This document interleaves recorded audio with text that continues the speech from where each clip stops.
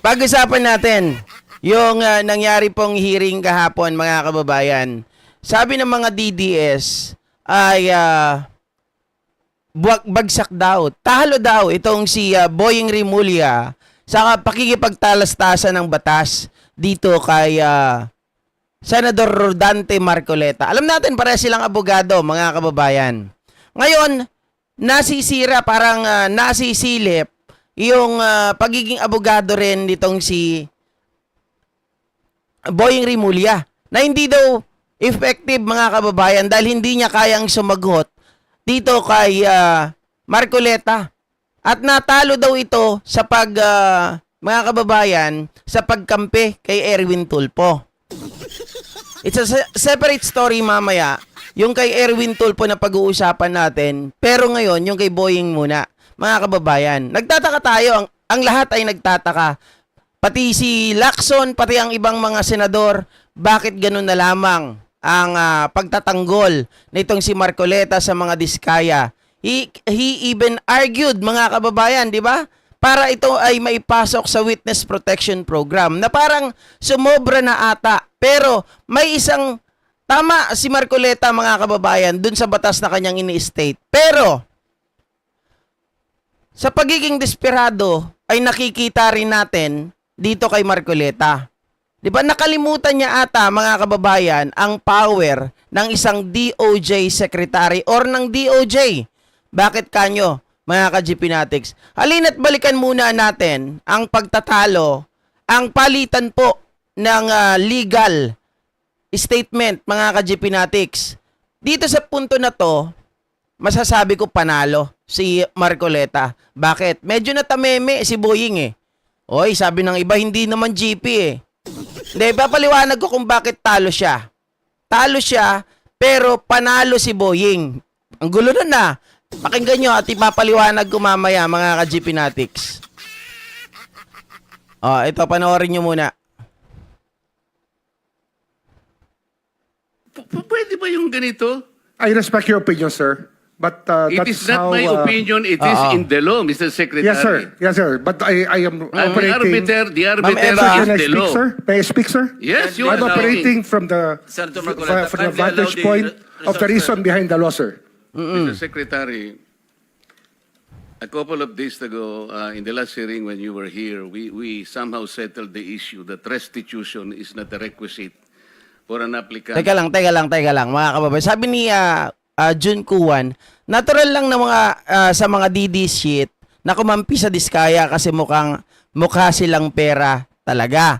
Nagtataka nga ako eh. Bakit kanyo? Ito ano lang, mga kababayan, katanungan lang ng wala naman sa kanilang pinag-uusapan. Hindi kaya yung baka may parte si Marcoleta sa pera ng mga diskaya. Or malala, hindi kaya yung pera ni Digong Duterte ay pinapatago sa mga diskaya? Bakit ganun na lang siya kumampi? At pagtakpan, ipagtanggol ang mga ito, di ba? Joke lang yon, mga kababayan. Pero katanungan yun ng taong bayan, ha? The WPP, is Oh. that correct? It's not in the law. But sa akin ko kasi, hindi lang po batas na nagdidictate dito. It's also what is morally right, what is expected of us. Yan po kasi, kahit hindi nilagay sa batas, mga given po yan sa ating lipunan. What do you mean by that, Mr. Secretary? Kasi wala nga sa batas yung ano. Wala yung, nga sa batas. Yung Then, anong requirements ilalagay mo sa batas? for admission to the witness protection. Ang restitution is not part of it. Tama. Yes, it is not. Pero hindi mo nangangahulugan na hindi namin pwede i-layout yan depending on the case. Mr. Secretary, I am still in the stage where a particular applicant wishes to apply under that program. And there is a process. In the process, Hindi po ito replay, restitution Ping is Laksamana. not one of the Live po ito. requisites. Is that correct? Opo, pero if Wait. Guys, pahingin naman ako ng konting like bago natin ituloy. Salamat. Pasensya na kayo kailangan ko ng like ngayon eh. Ilang araw kasi tayong medyo pangit yung ating pagla-live, mga kababayan. At syempre kailangan natin bumalik sa top. 'Di ba? Dahil po dito sa signal yan eh. Pero pabalik na rin ako ng Manila siguro by Thursday. in terms of this Teka case muna. being a financial crime, sir. Oo. This is a crime against the Mr. Secretary. financial status of the Filipino people of the Philippine Republic, I think that it's just right. Mr. that we ask- Secretary, are you amending the provision of the No, law? sir. No, sir. But that is how we run the Witness Protection Program. As a lawyer, Mr. Secretary, may I ask you? In a criminal prosecution, the civil liability is impliedly instituted. Is that correct? Tama. Tama naman siya doon. Tama siya Kaya, doon. Hindi naman nangangahulugan kung sakasakali na natapos na yung criminal prosecution. Kapag ka nakita na mayroong criminal liability yung tao, because it is impliedly implied, doon lang magkakaroon ng restitution. It will come after. Paano mo sasabihin na magre-restitute ang isang tao? Meron na bang findings kung magkano i-restitute? On how it can be restituted? Nag-a-apply pa lang eh. Huwag po ninyong babaguhin ang requisite ng batas, Mr. Secretary. Actually, may point si Marcoleta doon, mga kababayan. Kung yun lang ang susugsugin natin, kung yun lang ang pagbabasihan natin, kailangan muna ito na maimbestigahan, kailangan muna ito na makasuhan sila. And then kapag napatunayan na merong liability, saka po lang madidetermine kung magkano, kung ano-ano yung mga ibabalik. Tama naman siya doon, guys. Tama siya doon. Oy, JP, kambi ka na kay Marcoleta, bumaliktad ka na. Mamaya, magantay lang kayo. Papaliwanag natin na maayos. Tama si Marcoleta talaga doon. Medyo sa sagutan na ito, nahihinaan ako kay Boying. Meron siya pinupunto kanina, kaya lang hindi niya maituloy-tuloy. Siguro, hindi siya makakuha ng momentum. Si Marcoleta kasi medyo tawag dito, masyadong eager. 'Di ba? Eager to protect the Diskaya. Yun yung nakikita ko sa kanya. Kaya medyo nasasapawan niya si Boying. Pero ipapaliwanag natin mamaya. Ano ba talaga, mga kababayan, tama ba yung sinasabi ni Marcoleta? Sinabi ko na kanina, tama. Pero may kulang. Meron siyang hindi nakikita na power ng isang DOJ secretary o ng Department of Justice. I thought nung dumating ka dito, nagkaintindihan Live po na to, tayo. Mary Tasani. Kaya nabablar ang proceedings natin. Okay. Kaya nga kinote ni, siguro, ang chairman kanina gusto kong ituloy ito. Sinabi niya, nagpa-interview siya, na goodwill and sincerity should be done para i-test. May tama Ano ulo. yung ganito? I respect your opinion, sir. But It that's is not how, my opinion, it is in the law, Mr. Secretary. Yes, sir. Yes, sir. But I am operating... The arbiter Sir, is can I the speak, law. sir? May I speak, sir? Yes, you I'm are operating from the Senator Marcoleta, from the kindly allow vantage the point of the resource reason behind the law, sir. What is the reason behind the law? So that we can get justice, and justice can only be attained if there is restitution. So that is the principle behind all of these things that we are talking about now. Mr. Secretary, restitution will come after. It cannot be. Sir, it can come before or after, sir. It can come before or You after. cite the law that it come before. Wala nga po sa batas eh. Sir, Huwag po ninyong babaguhin ang Sir, batas, we Mr. Secretary. are operating on a unique set of facts, and we are all of these matters are being evaluated because the gravity of this financial crime cannot be underestimated, and that the more assets that we're able to preserve at the outset, the better for our country, sir. Mr. Secretary, I'm very sorry for such a reasoning like that. Alam mo, nakikinig I'm very ang sorry, buong sir. bansa. Also, sir, I'm very sorry too if you do not agree with me. But I respect your opinion, sir, and we will carry out our job as we deem fit, as we see. Mr. Chair, I that said the I country am not needs. expressing an opinion here. I am articulating the provision Oliver of Yatco. law. You do not change the provision of law, Mr. Secretary. You may be disbarred from doing this. Then- You may be disbarred by doing It's this. your opinion, sir. It's your option, sir. Sinabi ko na nga, hindi ko opinion ito. I am Then it's your option, articulating sir. the It provision is of law. what you wish to happen. That you may proceed Ikaw ang with what you nagbibigay wish. ng opinion, nilalagay mo yung restitution to test the goodwill of a possible applicant. It is not in the law. Unless you are able to point out the provision of law that it come before. Hindi ganun eh. Sabi mo na nga, and we admitted, impliedly instituted ang civil liability, but this will come eventually after the court has pronounced kung magkano ang ibabalik niya, kung meron man. Not before. Okay. Well, mga kababayan, malinaw naman din yung pinapakita ni Marcoleta sa part na yan. Okay, kaya lang sabi ko nga kanina, mukhang si Boying hindi handa na makipag-argumento. Mukhang hindi niya hawak, mukhang hindi niya po, mga kababayan, na nakikinikinita yung gusto nating ipunto. Pero tayo na magpunto neto mga kababayan. Sinasabi po rito, naglabasan po ang mga legal luminaries na kung saan po, mga kababayan, si Fiscal EJ nagsalita. Etong si Dean Mel Santa Maria nagsalita na din, mga kababayan, na kung saan po at meron pang isa.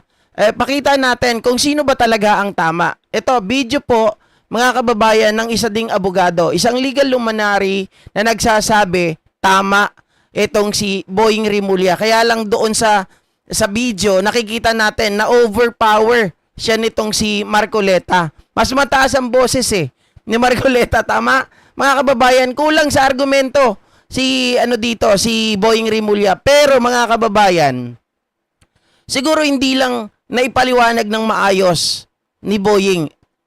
Kaya yung mga abogado na nagpaliwanag para dito, mga kababayan, ito, pakinggan natin. Sabi ni Rimulya, kung gusto mag-state witness ng mga diskaya, kailangan isoli muna nila ang mga ninakaw. Oo. Sabi ni Marcoleta, hindi pwede yon. Sabi ni Marcoleta yon. Sino tama sa kanila? Mali si Marcoleta dyan. Bakit? Oo nga, wala sa batas na kailangan ng restitution bago maging state witness. Pero hindi ibig sabihin nito, walang power ang DOJ Secretary na gawing requirement ito. Malinaw sa RA 6981 that the DOJ is expressly tasked to formulate and implement the Witness Protection Program. Sabi ng Supreme Court, the government prosecutor is afforded much leeway in choosing whom to admit into the program. Ibig sabihin, nasa kapangyarihan ng DOJ kung sino tatanggapin. Kung ayaw ng DOJ gawing state witness ang mga diskaya for any reason at all, walang magagawa si Marcoleta or kung sino man. Kung gusto nila pumasok as state witness, sundin nila ang kondisyon. Kung ayaw nilang ibalik ang ninakaw, edi wag, makulong sila. Bottom line, the DOJ Secretary has the power to impose conditions. And restitution is not only a valid condition, it is fair. Dahil walang tunay na hustisya kung hindi na ibabalik ang ninakaw sa taong bayan. Okay, so maliwanag yun, mga kababayan. To expound etong paliwanag ni attorney, ay punta naman natin si Fiscal EJ, mga kababayan, na kung saan po ay nagko-corroborate yung kanilang mga pahayag. Marami dito, tayo talagang matututunan. Kaya nga, tiningnan ko itong maigi, sabi dito ni Fiscal EJ, Secretary Rimulya versus Senator Marcoleta. Must the Diskaya couple comply with the demand of restitution if they want to be admitted into the Witness Protection Program? Senator Marcoleta insists, absolutely not. He cites Article 100 of the Revised Penal Code, which states, every person criminally liable is also civilly liable, meaning restitutions only becomes an obligation after conviction becomes final. Sabi niya, right after, di ba? Hindi before. Sabi ni Marcoleta yan. In short, the case must be decided with finality before the accused can be compelled to run what was stolen. Actually, tama siya doon Sabi ko nga sa inyo, mga kababayan, kaya lang, nakakalimutan niya yung power ng DOJ. And Marcoleta has a point. Under the law, civil liability, which includes restitution, is enforceable only after a judgment becomes final. But here comes the Secretary Rimulya's counter-argument. Kaya lang, mahina yung boses ni Rimulya. Mahina. Na overpower siya nung lakas ng boses ni Marcoleta. He admits there's no express provision in RA 6981 that requires restitution before admission. But he points out that if he But he points out that if we wait for a final judgment, the money may already be gone, hidden, or dissipated. We all know that criminal cases in the Philippines can drag on for years, even decades. By then, recovery may no longer be possible. That is exactly correct. Mga kababayan, yung iba dyan, nailipat na nila sa ibang tao. Yung iba na itago na nila. Yung iba, mga kababayan, nagastos na nila. Diba? Sa sobrang tagal ng batas dito sa atin, Now let's look at RA 6981 itself. Section 3 lays down the qualification for admission into the program. True, nothing there mentions restitution. Tama. But here's the catch. Section 5 requires the witness to first sign a memorandum of agreement or MOA. In Section 5E states that the witness must cooperate with respect. Ginamit yung must, must cooperate with respect to all reasonable requests of the officer and employees of the government. By then, mga kababayan, at this point in time, ang tinatawag na employees of the government dito ay si Boying Rimulya. So, meron siyang request. Ano ang request niya, mga kababayan? Sa mga diskaya, ibalik nyo muna yung mga ninakaw nyo bago kayo tanggapin sa Witness Protection Program. So, maliwanag dito. Catch. Section 5 requires the witness to first sign a memorandum of agreement. Kailangan pumayag siya. Dito po, mga kababayan, kung ano po ang nire-request ng isang employees of the government, which etong si Boying Rimulya. Kasi ang nire-request niya 'di ba? Etong gusto naming condition. We have the power to impose condition. Pag hindi mo sinunod ito, kami ang may pagkakataon, kami ay may rason na magpasya na hindi ka karapat-dapat na tanggapin sa Witness Protection Program. Yun ang sinasabi dito ng Section 5E. Okay? Sabi pa rito, while there is no specific provision requiring restitution, Section 5E is broad enough to cover a request or demand for restitution. 'Di ba, mga kababayan? Very broad enough. Sobrang lawak. 'Di ba? Para ma-cover yung request ng demand or restitution. So, ano pala 'yon? Ibig sabihin, mga kababayan, ito ay masasabi natin nasa kamay ng DOJ ang pagpapasya. 'Di ba? Nasa kanilang mga kababayan, hawak nila ang batas pagdating sa bagay kung ikaw ay tatanggapin or hindi. Pag pumayag ka sa request nila, saka pa lang sila papayag na ikaw ay ipasok sa Witness Protection Program. 'Di ba? Sabi pa rito,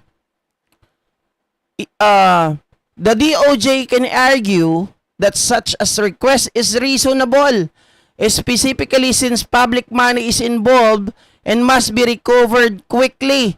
Under this framework, Secretary Rimulya's proposal makes sense. Even if Marcoleta is technically correct that Section 3 doesn't mention restitution, admitting the Discayas would be pointless if they refuse to comply under the MOA Section 5. Maliwanag na to. Baka yung mga DDS, hindi nyo naiintindihan to, English kasi. The whole point of being in the WPP is to get state protection. So why should the DOJ waste time evaluating their admission if it already knows they will ignore a reasonable condition?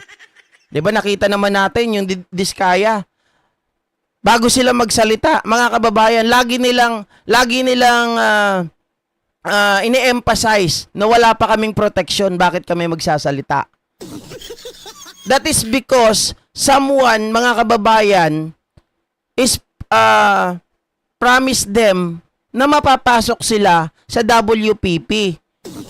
And kahit na hindi natin tanungin who's that person is, mga kababayan. 'Di ba? Si Marcoleta 'yun.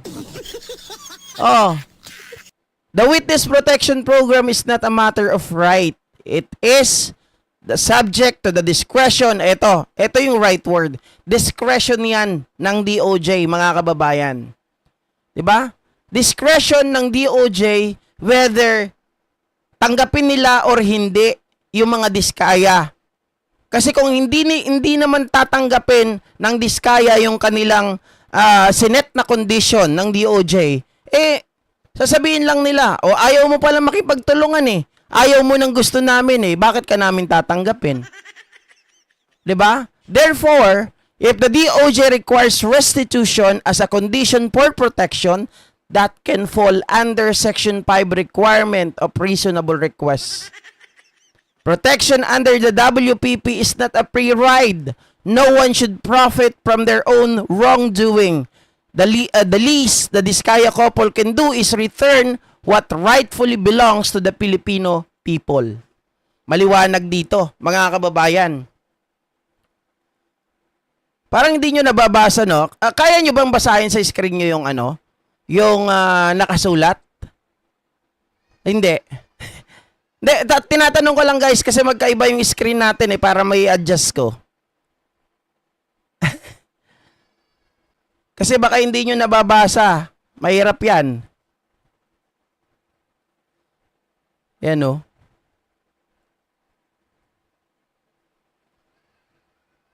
Wala naman sumasagot.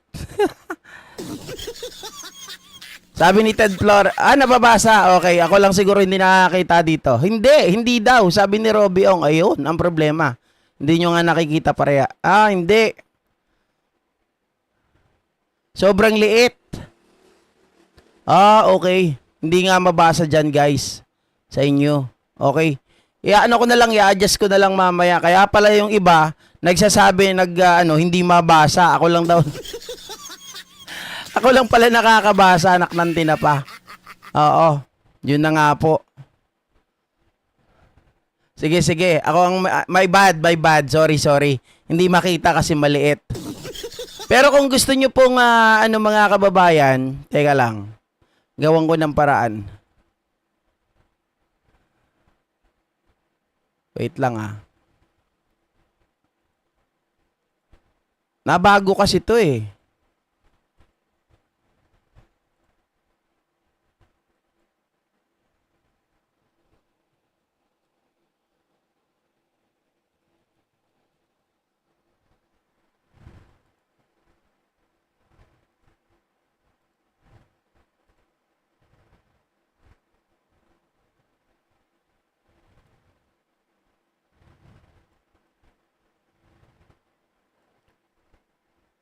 Maliit pa rin talaga, no?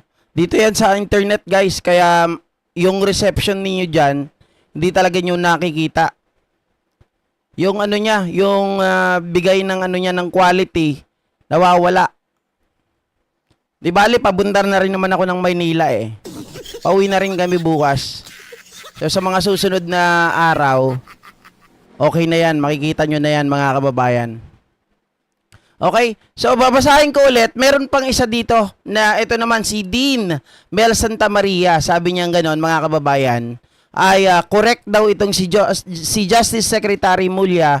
Pwedeng gawing condition na bago mabigyan ng witness protection sa ilalim ng Batas Republic Act 6981 Witness Protection Law, return muna ang mga nanakaw na yaman o pera na nakuha unjustifiably and unconscionably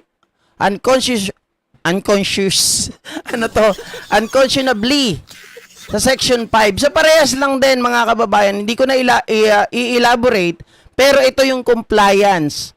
'Di ba? Ito yung sinasabi nila na discretion pa rin ng DOJ under Section 5E, mga kababayan. Discretion nila na kailangan i-comply ng mag-asawang Diskaya kung gusto nila mapasok sa Witness Protection Program. Yun po ang maliwanag, mga kababayan, na hindi po matanggap ng mga DDS.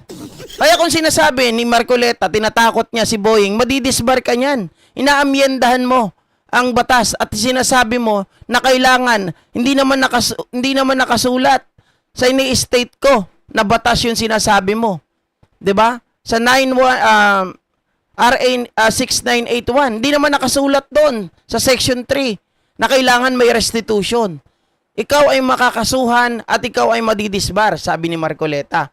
Sabi ni Boying, ngingisi-ngisi na lang si Boying. 'Di ba?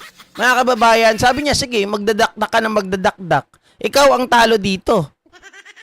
Sabi niya siguro sa isip niya kay Marcoleta, dahil napaghahalata ka eh. Saksakan ka ng ewan. Bakit kailangan mo pang i-argue lahat Di ba napapansin nyo? Lahat ng topic ni Marcoleta ay tungkol sa pagbibigay ng witness protection program sa mag-asawang Diskaya. Gusto kasi ni Rimulya na in good faith ang mga Diskaya, ipakita nila na talagang desidido sila. Tama naman mga kababayan eh. Yun ang gusto maging compliance nitong si Boying Rimulya. And then after that, kung gagawin yun, mga kababayan ng mga Diskaya, nasa kanila na ang discretion. Whether they accept or not. Diba? They accepted the Diskaya or not, ay sa kanila na pong pagpapasya yun. Very fair. Mga kababayan, yung sinabi ni Boying, mahina lang kasi yung ano niya yung boses niya. 'Di ba? Na overpower ni Marcoleta. Pero kung naiyon ay na-elaborate ng maayos, Tagalog, dapat kasi sa pagpapaliwanag ng ganito, hindi naman tayo maangal mga kababayan. Dapat sa ganitong usapin, tinatagalog ni Boying para hindi siya nagkakamali. 'Di ba? Tinatagalog niya. Para nang sa ganun, mas pumasok mga kababayan sa isip ng mga kababayan natin kung ano talaga yung gusto niyang sabihin. 'Di ba? Medyo nalilito siya eh. Hindi niya na ipapaliwanag na ilalatag ng maayos. Kaya kung titingnan nyo, dahil sa lakas ng boses, si Marcoleta daw ang panalo. 'Di ba, Robby Ong? Dapat talaga. Oo. Na out of place si Marcoleta, sabi ni Densoy Sacote. Di naman siya na out of place. Na-overpower siya ng boses ni Marcoleta. Okay? Kasi si Marcoleta, mahilig sumingit. Kahit na nagsasalita pa si Boying, dadakdak yan. Mga kababayan, dadakdak yan. Oh. Eh kung nailatag ng maayos yon ni Boying, pahiyang-pahiya sigurado si Marcoleta. Dahil kahapon, ang nakakita lang nito kahit ako, brown out dito, pinanood ko yan, gabi na eh. Mga kababayan, nung madaling araw na, nung naka-live si Atty. Claire Castro ng alauna ata yun, o alas 12 pasado, doon lang nagkakuryente. Oh. Doon ko to napanood. Yung kanilang sagupaan. Sir GP, malumanay lang si Boying. Si Marcobeta puro sigaw na black lang siya. Kaya nga, na ano siya eh. Mga kababayan, napapahinto siya dahil nga kasi Marcoleta, saksakan ng epal. Oh. Lagi namang panalo sa mga didili sa labas ng boses, sa lakas ng boses, pero madalas supalpal. Tama? 'Di ba? Ito yung malinaw ngayon. Kaya kung merong mga kayo ay makikipag-argumento, mga kababayan, hanapin nyo lang yung pahayag ni Fiscal EJ, ni Dean Mel Santa Maria, at nung isa pa kanina na abogado, nakalimutan ko yung kanyang pangalan, mga kababayan.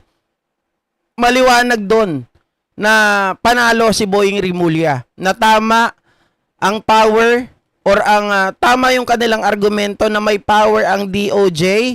Mga kababayan, meron silang discretion na magpasya kapag ang compliance na inihingi nila under Section 5E ay yung ibalik, mga kababayan, ang mga nakaw na yaman. Sasabihin na naman ng mga ng mga DDEs. Sasabihin nila, paano mo malalaman na yan ay parte ng nakaw? Simple lang, mga kababayan. Hindi mo na kailangan tingnan yun. Hindi mo na kailangan antayin kung magkano yung nanakaw, magkano yung liability nila, yung mga sasakyan ba yan ay kailangan. Titingnan na lang natin yung mga resibo kung paano sila nakakuha ng napakaraming proyekto. And by that point, mga kababayan, siguro kahit papano, sasummarize na natin yung kanilang mga ninakaw. 'Di ba? Oh. Sabi ni Let Reyes, nag-watch ako ng Senate hearing from start till mag-adjourn. I also watch plenary session. Nag-privilege speech si Jinggoy Villanueva, pati sagutan ni Kiko at Denggoy. Mamaya pag-usapan natin yan. Sigurado ka, GP, nagsusumbong na naman si Marcoleta sa station niya sa Net 25 kasi buang din yun.